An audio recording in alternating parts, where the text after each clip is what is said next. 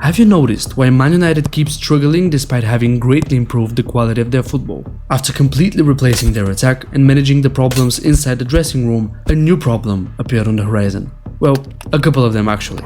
I've analyzed their rough start of the season, so let me walk you through the main points. How well do they press when out of possession? What risk is their defense taking this season that already caused them problems in the Prem? Is their leader, Bruno Fernandes, actually holding them back? And why does their main weapon not work?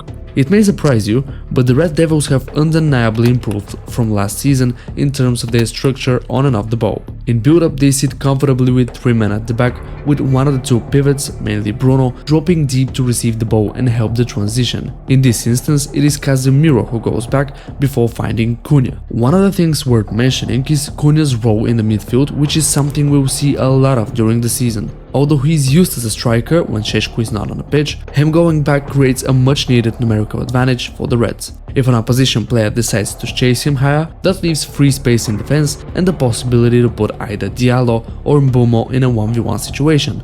And if no one follows Cunha and they decide to play it safe, then United can easily get out of the press. This also applies to Mbeumo if they're being pressed aggressively. Fulham's press consisted of 4 players marking the centre-backs and the defensive pivot, so when this happened, Mbeumo also could drop close to the touchline, providing width and exploiting the free spaces on the flank, which Fulham can't cover. Amorim understands that the flanks can be crucial for United, considering the speed and dribble they possess on both sides. And against a team which pressed in a 5-3-2 structure, United was forced to progress a lot of their attacks there, even if they preferred going down the middle. So it seems logical, because of that and because of the general formation Ruben Amorim uses, that the fullbacks would stay as wide as possible to make the opposition players work hard to cover more ground and this way create a bigger gap between players. At times both Man United pivots stayed low, especially in the second half, as Fulham was more aggressive when out of possession. Each of the pivots leaned onto one of the sides to create a triangle at the back and help transition the ball. Cottages were hyper aggressive, and even here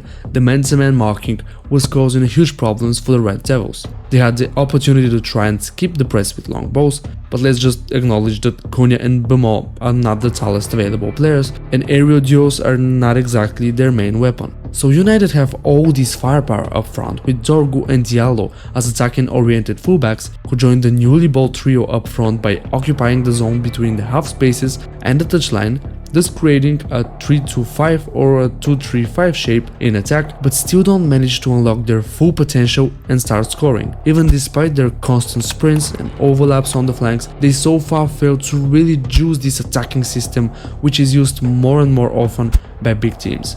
What makes an immediate impression is that for a second match in a row, the team playing against Amorim's squad limits the free spaces to maximum extent by having a more compact and tight structure in defense and taking a risk by leaving more free room on both sides of the pitch. So even when the Reds developed their attack on one of the sides, they couldn't find a way to finish it. United proved in both matches they can create chances, but showed a significant weakness and a lack of options the moment when the opposition reduced the distance between players, making it harder to gain advantage by progressive carries. No immense threat in the air, no space to run behind the defense. And no reason for you to not subscribe to my channel for more analysis videos like this. It will be greatly appreciated by me. What's left is either shots from distance or crosses into the box, which can more likely create chaos than to actually have a receiver on the other end. Here comes Benjamin Šeško, who once again was left on a bench in the beginning of the match against Fulham and came on in the 53rd minute, and with him came on Diogo Dalot. The problem being that Dalot is far more of a defensive option than Amat, which helps more in the team's ability to build up from the back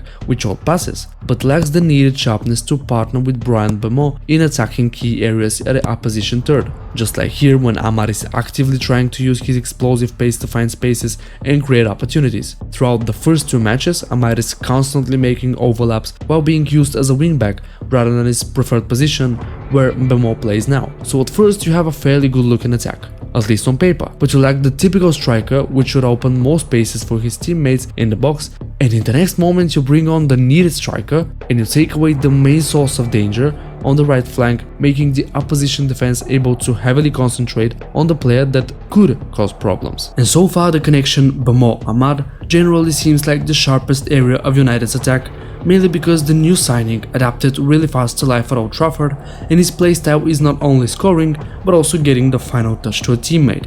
Now what's needed to balance things out On the other side, in my opinion, Amorim found it in the match against Burnley.